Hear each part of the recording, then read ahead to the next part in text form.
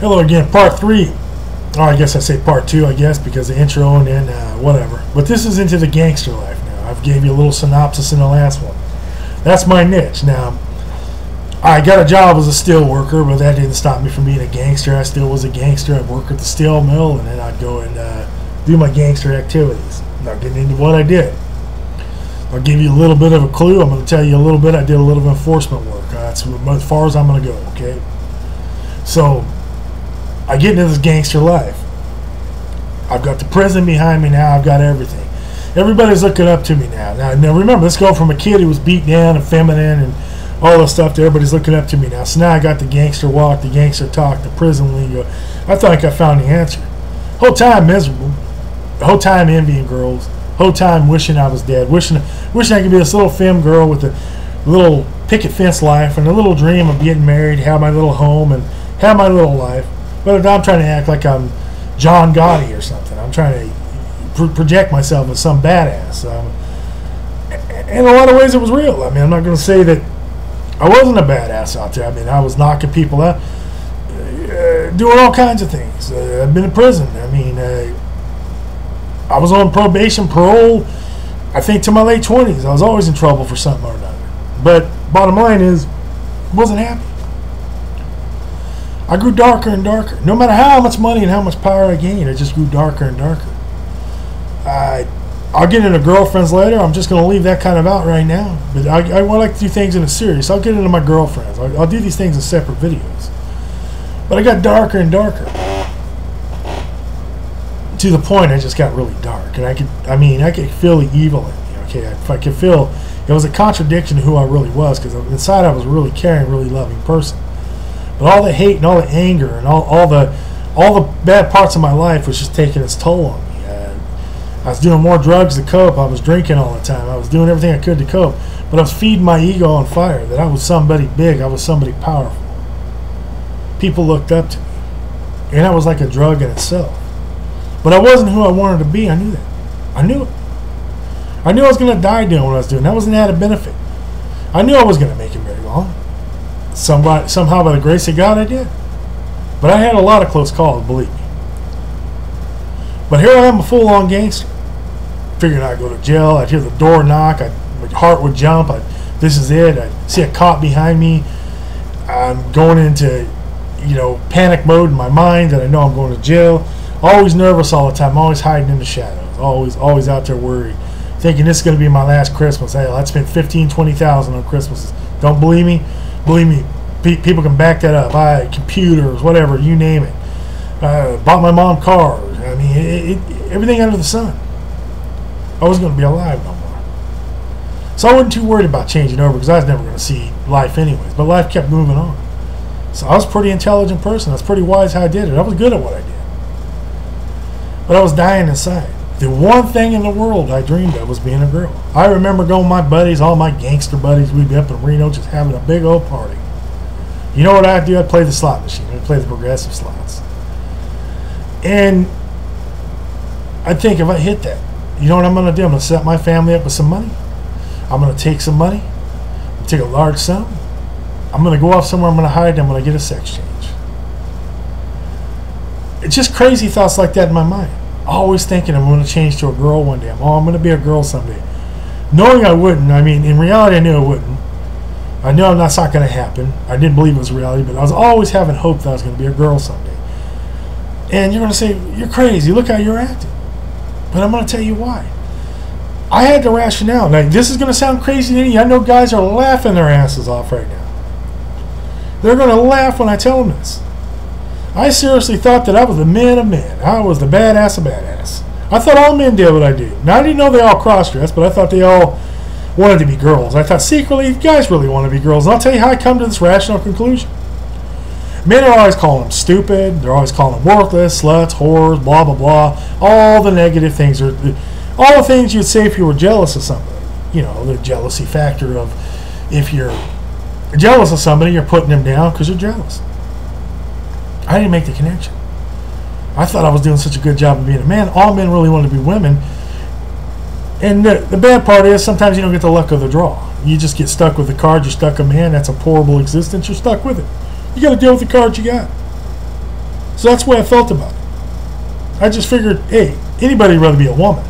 In my mind, being a woman was everything. I could walk how I wanted to talk, how I would dress, how I wanted to be the person I was, share things the way I could do, every aspect of my life. I mean, you don't understand how infiltrated this is in my life. Only escape I ever had was through a character, which was the gangster, and through alcohol and drugs. In my normal life, if I went day to day, I couldn't cope with it. I get all this respect that I've done this whole life, I'm so strong. I've never done this life sober. Up until now. I've always had drugs or alcohol, something in there to mess around with it. That's why people say you're so erratic and stuff. Yeah, I'm erratic. I was using drugs and alcohol. I'm way erratic. My mind's all over the fucking place. I cannot cope with life without drugs or alcohol. Just until recently, I've stopped. I've started living in reality. And I can't live in the reality. Not as a man. But I'd always stay high or drunk. Now, does that mean every time you saw me I was high or drunk? Absolutely not. But by the end of the day, I guarantee you I was popping pills or doing something like that. Hell, I'd write erratic emails. I'd do all kinds of stuff. They'd jump from one thing to the next due to drugs and due to disorders. I have other disorders. They're not quite as prevalent, but I come to terms, I was an addict.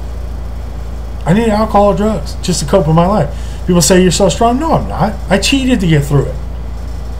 I cheated. All life's been is like a blur in a movie to me. That's all it's been. It's all been a lie. Alcohol and drugs. Just to cope with life. I'm not talking about cope with like problems. I'm talking about just coping with my life every day. It's so depressing and sad. And most people say you have a great life. My God, you had girls all over. You had money. You had everything. And that just goes to show money, power doesn't mean a damn thing. What matters is being who you are. I never was. Like, look at me now. Fat, out of shape. Diabetes. Well, I think I showed maybe in the last video. Maybe I didn't. Look at my hand. Look at that. It broke out. See that? I don't know if you can see it, but it's up there. See it? It's all broke out and all that kind of stuff. I'm killing myself on a slow kill. I was drinking Pepsis, taking Vicodin. I was doing all kinds of stuff, just destroying myself. Look at my teeth right here. Look, I'm gonna show you. All broken up. We didn't even care. Just totally destroying myself. Anything I do to hurt myself. Didn't care. I just recently pulled out of this. That's the whole idea of these videos. Is right since I recently broke out, I want to share right now because I want to show people when you don't do something about it, what it does. And there might even be implications that may cost me my life still. I may wreck myself from drugs. I may wreck myself from diabetes. I may not make it through the transition. But I plan on making it through the transition, and I want you guys to see it when I do. I want you guys out there to say, that motherfucker can do it. Anybody can. My goal in these videos isn't about me at all. My goal in these videos has got one goal and one goal alone. And that goal is this. That maybe it'll save a life. Maybe somebody will look at this and go, that wasn't no small man. That wasn't no person that was feminine. That wasn't no person. That person had a hard life and an extreme life. And had tough, high levels of transsexualism. High. Very high. So much they look at a girl and just get struck with envy and run from girls like they're kryptonite. I literally could not stand being in a room full of pretty girls. I could smell a perfume and just get struck with this. Let me explain how this feels to you. My heart would fall into my stomach and I just feel a sick feeling in my stomach like, oh God, I wish I was a woman. Oh God, I wish. And it's so beautiful I'm saying this to you. You know why it's beautiful? You know why? Because you're looking at a masculine man and going, how in the fuck could that be? How in the fuck could somebody looking like him, sounding like him, be a transsexual? I want that kind of shock value here. I want to see this fat, burly man, this hairy man. I want you to see this. Because I want you to see it doesn't just strike little feminine, little faggy dudes like you guys think it does. It strikes everybody. And nobody evades it. Nobody beats it. They'll either do three things. Be driven to insanity, driven to suicide, or they'll be miserable if they do nothing about it. I'm going to go with, at some point, suicidal behavior or actual suicide will occur. That is how powerful all this is. My life has been nothing but suicidal behavior until it finally got to suicide attempts. I wasn't killing myself fast enough, so I started moving it up. I started hanging myself. You say, well, multiple times. No, I set the noose up. Then I think about it. Then I wouldn't do it. One time I actually went through with it. I blacked out. I put a cord, extension cord. And what happened was that I blacked out. I remember my dog was jumping up at me. I was upset. Dog knew what I was doing. Was telling me to stop. I blacked out, felt terrible. The dog had to see that. I fell to the floor. Didn't know I fell to the floor. I woke up, my dog was right in my face. Got little chihuahuas. Right in my face. What happened is I had a big old thing around my neck. It was all discolored. And the cord had broke, the little end. Where I made the mistake on making it is I put it on the connector part, and the connector broke loose.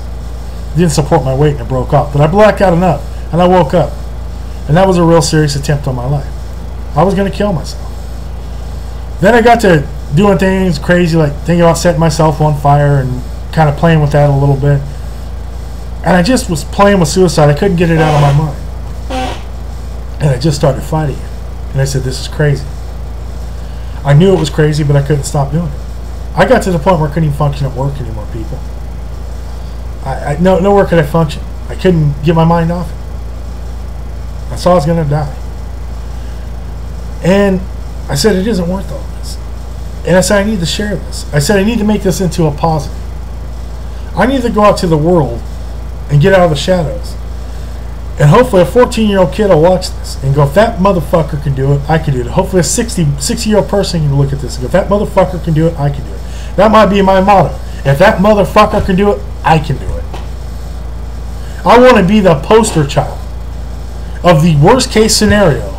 And you can talk to my therapist, or at least former therapist, and ask her, out of all the cases you ever had, I've been the hardest. Like, hands down. So I am the poster child for the most fucked up case. I'm sure there's worse ones. But I'm one of the worst. And I'm going to win. You understand? I'm going to fucking win. You're going to see this very masculine man. And you're going to see this documentation. And I'm going to have the courage to do this. And you're going to watch it all. From this fat, burly man to this femme woman. Now, will I be beautiful? That I don't know. But will I be happy? I bet I will. And I'll be in the world to see who I am. And I'll leave this dark life behind. So, if a guy hairy like this, look at that. Look at that. Somebody like that can do this. You can do it. I'm going to show you how to win. You're going to succeed. I'm going to break down more videos of my life. You watch this. You can email me. You can do whatever. But I'm going to be a champion for the cause. And when you're thinking of suicide, I want you to stand next to me. I want you to stand with me and be brave. And kill that suicide notion. And stand with me, because I'll stand with you. We're going to win. I don't care who's behind me. I don't care who tells me I can't do it. We're going to do it. I'm doing it with you. I'm going to show you. Now, it's going to take some time. I'm going to start hormones again. I'm going to go through the process. I'm going to tell you everything going on. So you're going to have a large video series going on. So I'm going to tell you, you're going to have a lot of videos right now as me. It's just a man. And I'm going to go through the process. I'm going to tell you step by step. I'm going to try to at least do a weekly video. But I'm here for you people. Believe it or not, I hear people say, I love you, I love you. They may be telling the truth, but I really do. When I hear one of you kill yourself, it crushes me. I'll never get him back. I'll never speak to that person. I'll never have a chance to at least sit there and look across from them. And at least give me that chance if you're going to kill yourself. At least let me talk to you. I'll Skype, I'll talk to you. If I can, I'll see you in person. But at least give me that chance. And look to me for strength. If one thing I got is strength, I've got it, believe me. I've lived a tough life. I know what you can endure if you put your mind to it. And I want you to succeed. And you're going to succeed. I love you people, whether you believe it or not. This isn't some little hollow bullshit I love you. I do. I have a love for humanity in life in general. And if you're out there living good and you're living happy, I'm happy. That's all I want. I want to see people happy. That's my only goal in life. I used to speak to my therapist. She thought I wanted power. She thought I wanted money. All I wanted was people happy. I never gave myself that same respect, but all I wanted was people to be happy. I get myself in a lot of trouble doing that sometimes. But that's my goal in life, is to see people happy. And I understand this is hard. It's hard to see people turn their back on you and not care about you. But it isn't impossible. And I'm going to show you Mission Impossible. When I do this, please give me the chance to show you this can be done. And if I can do this, you can do it. Will you give me the chance? Let me show you. Now, I'm not saying I'm going to come out perfect, but I guarantee I'm going to come out a happy female. I'm determined. I know how to fight wars. And I know how to win wars. This is just one war I haven't won so far. I've been in a hell of a battle with it, though. I gave it a good shot trying to beat it. The only way to beat it is to be yourself, because it is yourself. So I love you guys. I hope you guys are happy out there. And try to gain from my stream. This is part 2. Thank you guys for your time.